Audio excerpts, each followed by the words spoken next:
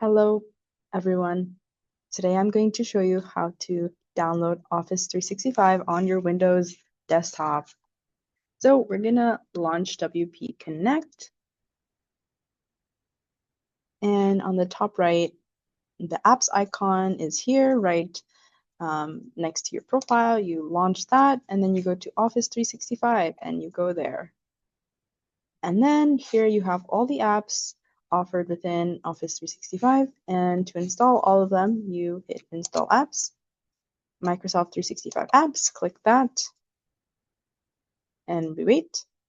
And then here it gives you the option to install Office. So I'm going to do exactly that. And once you open File, you are able to access it on your desktop. Once Excel is downloaded, you just want to, on Windows specifically, you just want to search it up and go to Excel, just type in Excel and hit enter, and then it's launched. Again, same thing, make sure when you sign in, you're signing in through your WPU email and using your WPU password.